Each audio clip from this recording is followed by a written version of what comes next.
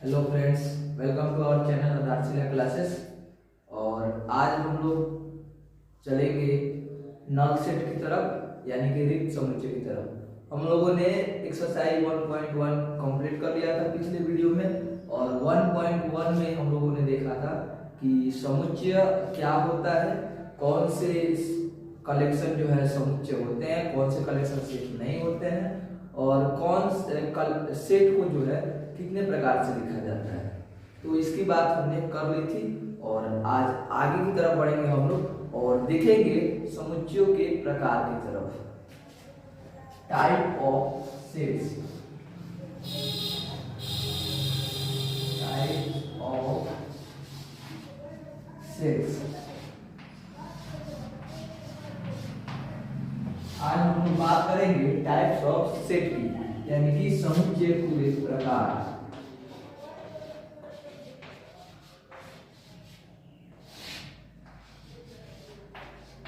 समुच्चय के प्रकार की बात करेंगे, और आज हम लोग जो है समुच्चय के प्रकारों को गहनता से समझेंगे और ये भी जानेंगे, उनके एग्जाम्पल को देखेंगे हम लोग, और आगे हम लोग काम करेंगे। तो सबसे पहला समुच्चय का प्रकार है रिक्त समुच्चय। रिक्त समुच्चय, इसको जानना बहुत ज्यादा जरूरी है। रिक्त समुच्चय, इसको अंग्रेजी में हम लोग नल सेट कह सकते हैं, खाली समुच्चय, नल सेट या एम्प्टी सेट। रिक्त समुच्चय को हम लोग अंग्रेजी में नल सेट या एम्प्टी सेट कह सकते हैं। अब देखेंगे नल रिक्त समुच्चय क्या होता है। हम लोग वैसा एग्जाम्पल लें कि जो कि समुच्चय संभव ही नहीं है। हम लोग कुछ वैसे कलेक्शन लेंगे जिसमें कोई कलेक्शन नहीं, माने जिसमें कोई एलिमेंट भी नहीं हो, जिसमें कोई कंपोजिट ही नहीं हो, वैसे सेट को लेना है। तो जैसे मान लीजिए कि हम एक सेट लेते हैं, एक सेट लेते हैं,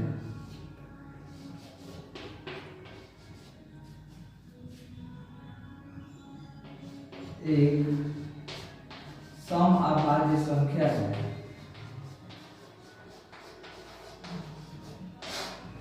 एक सम अभाज्य संख्या है, और x जो है से बड़ा है 2।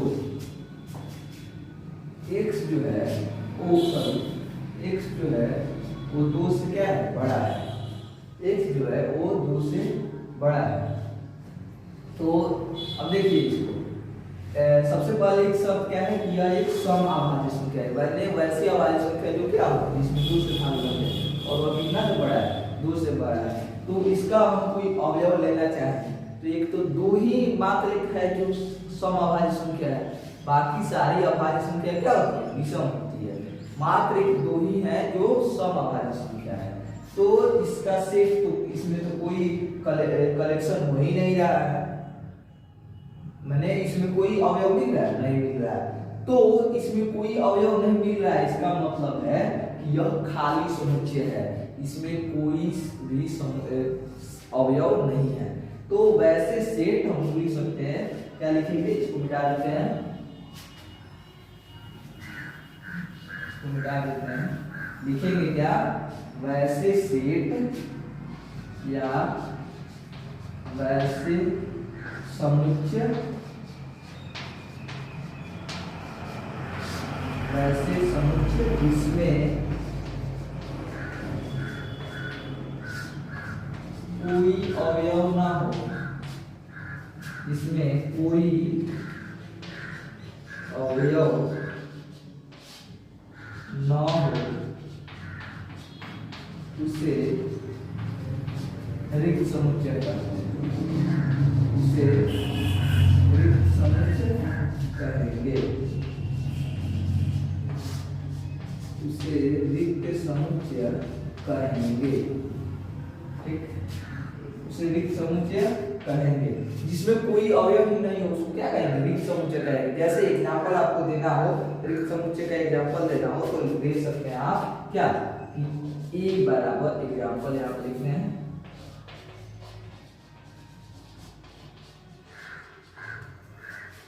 आपको अगर एग्जाम्पल देना हो तो आप दे सकते हो क्या, जैसे ई बराबर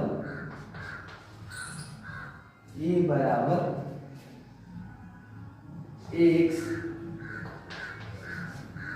एक्स जो है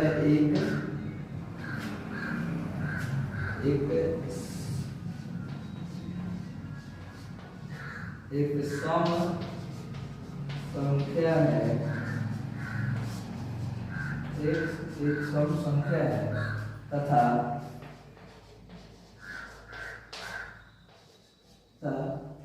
एक्स जो है वो छोटा है दो से, एक्स जहाँ एक्स से क्या है सम संख्या है और एक्स कितना छोटा है दो से। देखिए दो से छोटा हो जाएगा तो दो से छोटा हो जाएगा, सबसे छोटी सम संख्या क्या है दो है, सबसे छोटी सम संख्या क्या है दो है, इस बात को जरूर ध्यान में रखिएगा, सबसे छोटी सम संख्या दो है, सबसे छोटी सम संख्या क्या है दो।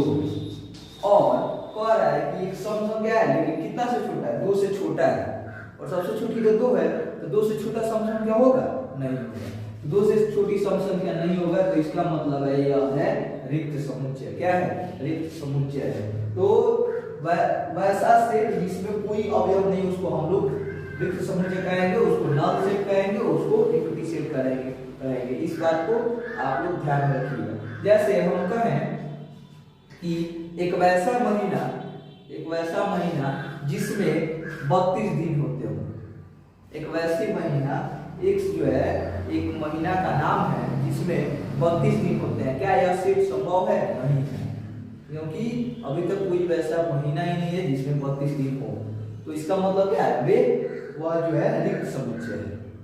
कोई भी आप कलेक्शन लीजिए जिसमें कोई अवयव नहीं हो उसको हम कहेंगे रिक्त समुच्चय। एक और एग्जांपल इसका लेते हैं, इसको नीचे वाले को थोड़ा मिटा देते हैं, एक और एग्जांपल लेते हैं, और एग्जांपल है यहाँ पर बी ले लेते हैं एक्स जहां एक्स स्क्वायर -4 बराबर 0, जहां एक्स स्क्वायर -4 बराबर 0 और एक्स एक अपरिमेय संख्या है, एक्स एक अपरिमेय संख्या है।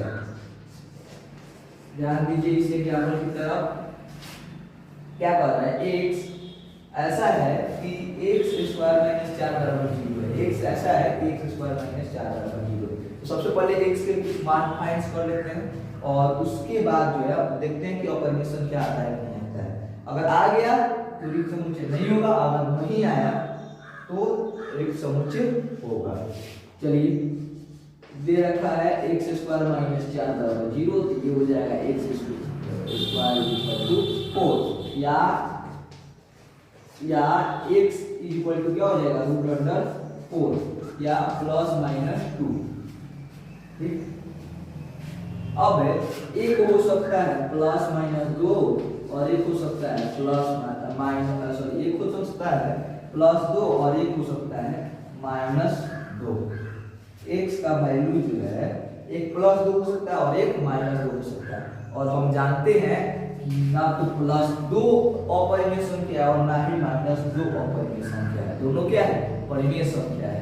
कहने का मतलब है ए बी सेट क्या कौन सा सेट है, ए बी सेट जो है ए बी नल सेट है रिक्त समुच्चय, क्योंकि इसमें कोई अपरिमेय संख्या आ ही नहीं रहा है। अगर अपरिमेय संख्या आता तब ना दूसरा सेट होता जी, लेकिन इसमें अपरिमेय संख्या तो आ ही नहीं रहा है, इसका मतलब है यह क्या है इसमें कोई सेट कोई अवयव नहीं है। जब अवयव नहीं है कोई तो उसको हम कौन सा सेट लेंगे रिक्त समुच्चय लेंगे, नहीं एम्प्टी सेट लेंगे। चलिए इसको भी मिटा देते हैं, एक और एग्जांपल ले लेते हैं।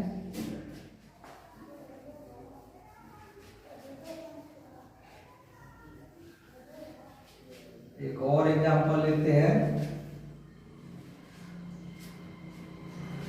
एग्जाम्पल ये है कि मान लीजिए कि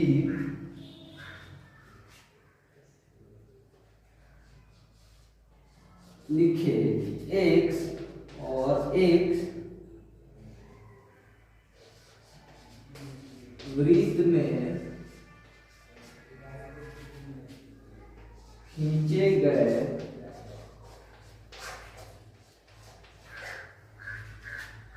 व्यास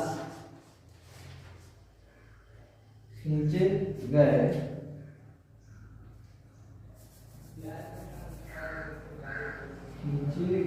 सबसे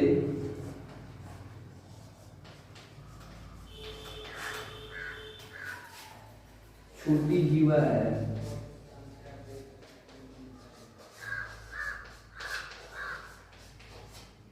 सबसे छोटी जीवा है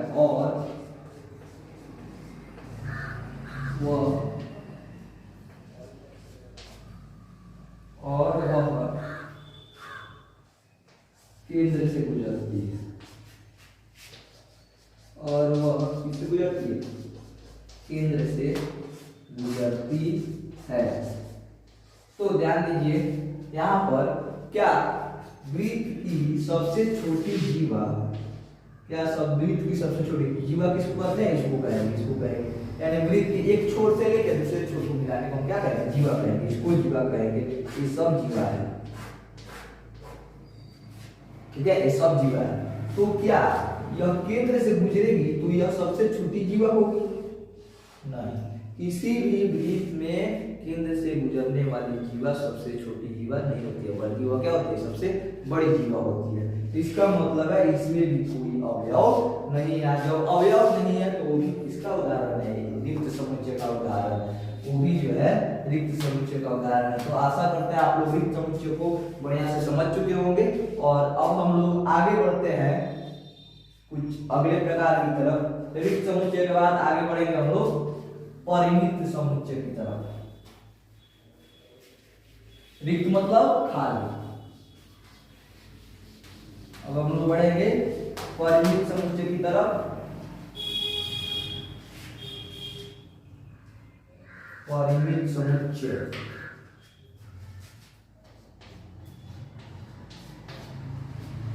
परिमित समुच्चय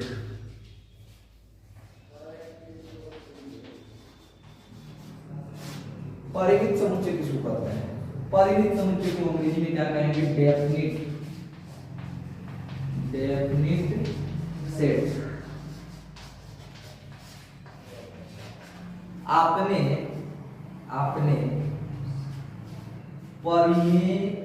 परिमित के बारे में सुना होगा कि जिसको हम लोग डेफिनिट मतलब जिसको हम लोग डिफाइन कर सकते, जिसको हम लोग गिन सके, वो क्या है? परिमित है। जैसे अगर लिखा हो a = 1 2 3 4, इसको हम लोग काउंट कर सकते नहीं कर सकते? इसमें कितने अवयव हैं? जिसका नंबर ऑफ एलिमेंट पता हो उसको हम कहेंगे ये क्या है? परिमित समुच्चय। जिसका नंबर ऑफ एलिमेंट पता हो उसको हम लोग कहेंगे परिमित समुच्चय। जैसे इसका नंबर ऑफ एलिमेंट कितना है? 4। इसका नंबर ऑफ एलिमेंट कितना है? 4 है। आपने कार्डिनल नंबर सुना होगा। कार्डिनल नंबर किसको कहते हैं? मान लीजिए कि एक सेट A है और इसमें सेट जो है 2 4 6 8 10, ठीक है। अब इसका कोई पूछ दे आपसे कि कार्डिनल नंबर कितना है, तो नंबर ऑफ कार्डिनल नंबर क्या होता है? कार्डिनल नंबर इसको काउंट कर लेते हैं 1 2 3 4 5, तो इसका कार्डिनल नंबर हो गया 5, ठीक। b लिखा हुआ है कि 1 3 5, उसके बाद 7 9 11 13। हाँ, इसका कार्डिनल नंबर कितना है? इसका कार्डिनल नंबर कितना होगा? इसका कार्डिनल नंबर इसको काउंट करने में कितने एलिमेंट है इसमें? 1 2 3 4 5 6 7। इसका कार्डिनल नंबर 7। कार्डिनल नंबर जिसका डेफिनिट हो, जिसका कार्डिनल नंबर पता हो हमको, उसको हम लोग कहेंगे परिमित समुच्चय। जिसका कार्डिनल नंबर पता है उसको हम लोग कहेंगे परिमित समुच्चय। और जिसका कार्डिनल नंबर पता नहीं है उसको हम लोग आगे देखेंगे तो उसको क्या करते हैं। तो यहाँ पर लिखेंगे वैसे समुच्चय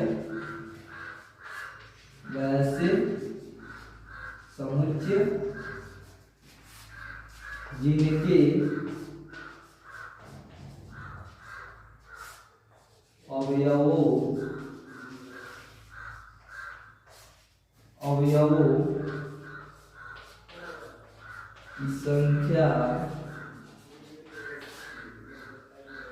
अवयवों की संख्या निश्चित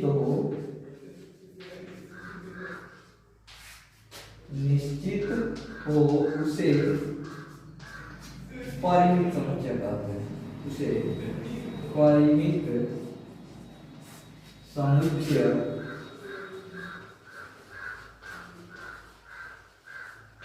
परिमित समुच्चय कहते हैं। इसे क्या कहते हैं? परिमित समुच्चय कहते हैं। अवयवों की संख्या इसी को हम लोग कहते हैं कार्डिनल नंबर। अवयवों की संख्या को क्या कहते हैं हम लोग? कार्डिनल नंबर कहते हैं। तो जिसका अवयव का संख्या पता हो, इसका अवयव का संख्या निश्चित हो, उसको हम लोग कहेंगे परिमित समुच्चय। जैसे एग्जांपल में हम लोग ले सकते हैं a इज इक्वल टू, अभी हमने दिखाया आप लोगों को 1 3 5 7 9, इसका अवयव का संख्या पता है। b इज इक्वल टू 2 4 6 8 100, इसका अवयव का संख्या पता है कि नहीं है? निकाल सकते हैं ना जी, इसका अवयव का संख्या निकाल सकते हैं। लेकिन अगर हम यहाँ पर एक सेट लिखें जिसमें ऐसे लिखा हुआ 1 3 5 7 ... क्या यह परिमित समुच्चय है?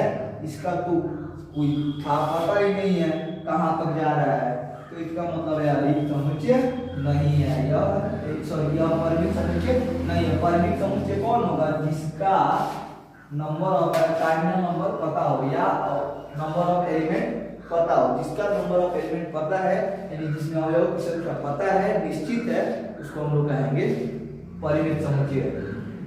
तो परिमित समुच्चय आप लोग समझ चुके होंगे। अब कुछ और एग्जांपल हम लोग ले लेते हैं।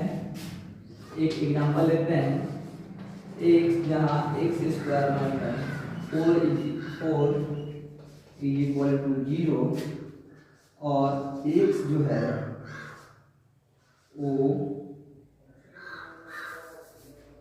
x बराबर है ±2। अभी हम लोगों ने x² - 4 इक्वल टू 0 का मान निकाला था। क्या आया था? x इक्वल टू ±2, यानी कि इसका अवयव का संख्या तो पता है। ये इसका मतलब है यह क्या है? एक रिक्त समुच्चय है। यह एक रिक्त समुच्चय। अगर केवल हम लोग x² - 4 इज इक्वल टू 0 भी लिखें तब भी यह रिक्त समुच्चय परिमित समुच्चय है। जिसका अवयव का संख्या पता है उसको परिमित समुच्चय कहेंगे। और अब देखेंगे हम लोग इसके अवयव की संख्या पता नहीं है, तो चलिए इसको मिटा देते हैं। आप लोग नोट कर लिए होंगे।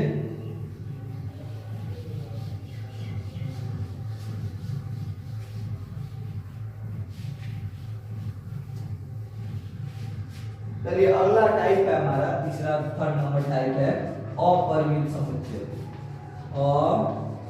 अपरिमित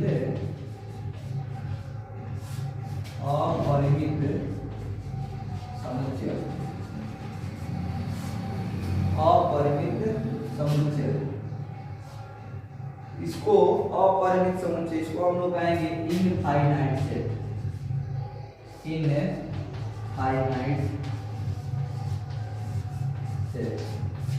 इसको आप लोग इनफाइनाइट सेट कहेंगे, यानी जिस अपरिमित समुच्चय। अब अपरिमित मतलब क्या होता है? अपरिमित मतलब क्या होता है? अपरिमित मतलब होता है जिसका संख्या निश्चित नहीं हो, जो आगे बढ़ते जाएगा उसका कभी खत्म ही नहीं हो, उसको हम लोग क्या कहेंगे? अपरिमित समुच्चय कहेंगे। जैसे इसको हम लोग लिखेंगे कैसे? वैसे समुच्चय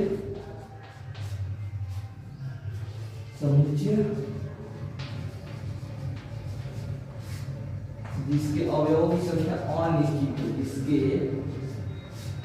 अवयवों की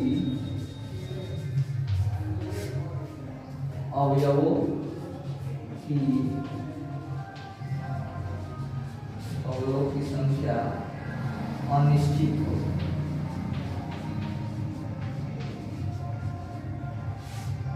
जिसके अवयवों की संख्या क्या हो, अनिश्चित हो, उसको उसे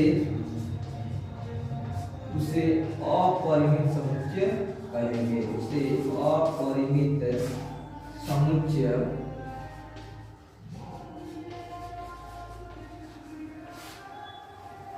कहेंगे। जिसके नंबर ऑफ कार्डिनल जिसका पता नहीं हो या जिसका अनिश्चित नंबर ऑफ कार्डिनल हो, कार्डिनल नंबर ले जिसका अनिश्चित, जैसे लिखा हो वन एग्जांपल में 1 3 5 7 डॉट डॉट डॉट, ये अनंत तक जाता है। इसका संख्या नहीं पता है, नहीं पता। इसका नंबर ऑफ कार्डिनल जो है पता नहीं है, number of edge equal to पता नहीं है। इसका नंबर ऑफ कार्डिनल क्या, अनंत है। नंबर ऑफ कार्डिनल जब अनंत है तो इसको हम लोग कहेंगे अपरिमित समुच्चय। जैसे एक और एग्जांपल आप लोगों के पास लाते हैं, आप लोग देखिए क्या, इसका नंबर ऑफ कार्डिनल पता है, नहीं पता है। कार्डिनल नंबर जब पता नहीं है तो वह जो है परिमित समुच्चय नहीं है, क्या है, अपरिमित समुच्चय है। इसको 1 2 3 डॉट डॉट डॉट, ठीक। डी एक्स जो है एक बिंदु से खींची गई रेखा है, एक बिंदु से खींची गई रेखा, एक बिंदु है। इससे हम लोग कई सारी रेखाएं खींच सकते हैं, अनंत रेखाएं खींच सकते हैं, नहीं खींच सकते हैं, जितना चाहे उतना खींच सकते हैं। तो इसका मतलब इसका भी नंबर ऑफ कार्डिनल नंबर पता नहीं है। जब कार्डिनल नंबर पता नहीं है, जिसमें अवयवों की संख्या निश्चित नहीं है, उसको हम लोग कहेंगे क्या, उसको हम लोग कहेंगे अपरिमित समुच्चय। जिसका निश्चित अवयव नहीं है उसको हम लोग अपरिमित समुच्चय कहेंगे। तो आप लोग परिमित समुच्चय, अपरिमित समुच्चय और रिक्त समुच्चय ये समझ चुके होंगे। अब हम लोग आगे बढ़ते हैं, डाल देते हैं इसको।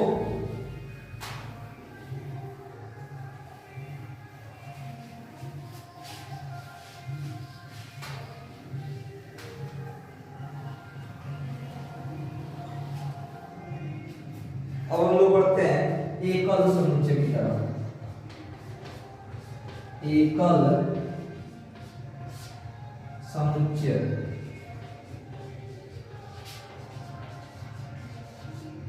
इसको हम लोग इकाई समुच्चय भी कह सकते हैं या यूनिट सेट भी कह सकते हैं, ठीक। एकल समुच्चय क्या होता है, इकाई समुच्चय क्या होता है, इसको हम जानेंगे। वैसे समुच्चय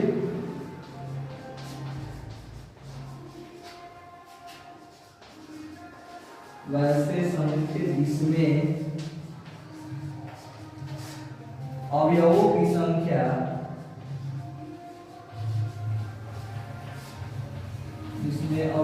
संख्या एक हो, कितनी हो, एक हो, उसको हम लोग कहेंगे उसे एकल समुच्चय,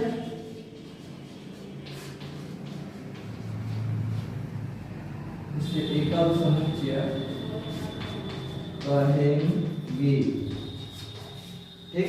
जैसे नंबर ऑफ, मान लीजिए एक सेट है, सेट ए है और इसमें लिखा हुआ है 3, यानी यह क्या है, इसका number of A, number cardinal number इसका कितना है, 1 है। जब कार्डिनल नंबर 1 है तो यह कौन सा समुच्चय हुआ, एकल समुच्चय। वैसा समुच्चय जिसमें अवयवों की संख्या क्या हो, 1 हो, उसको कहेंगे हम लोग एकल समुच्चय, ठीक है। और भी एग्जांपल ले सकते हैं, जैसे x और x जो है वृत्त के केंद्र से गुजरने वाली रेखा है,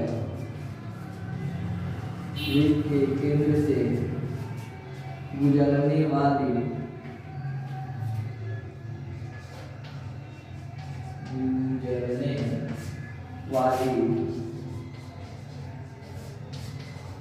रेखा है।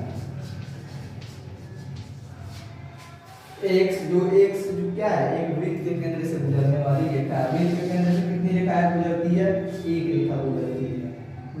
यानी कि वृत्त का व्यास कितना होता है, एक वृत्त के केंद्र से गुजरने वाली रेखा है रेखा की लंबाई है, रेखा की लंबाई है। तो वृत्त के केंद्र से जितनी रेखाएं गुजरती है सबकी लंबाई क्या होती है, सेम होती है, यानी कि एक ही लंबाई होगी ना। अगर इस वृत्त के केंद्र से गुजरने वाली रेखा की लंबाई 10 है तो यहाँ से भी गुजरेगा तब भी कितना होगा, 10 ही होगा। तो ये हमारा हो जाएगा एकल समुच्चय। एकल समुच्चय किसको कहेंगे, जिसमें अवयव की संख्या 1 है। आज हम लोग यह वीडियो जो है यहीं पर खत्म करेंगे और आगे जो है हम लोग सीखेंगे और चलेंगे एक्सरसाइज 1.2 की तरफ। इसलिए अब अगले वीडियो को जरूर देखिए, क्योंकि हम लोग एक्सरसाइज करने वाले हैं और इस वीडियो को बिना समझे आप अगला वीडियो नहीं समझ सकते हैं। तो थैंक यू और मिलेंगे फिर अगले वीडियो में। आज के लिए बस इतना ही, धन्यवाद।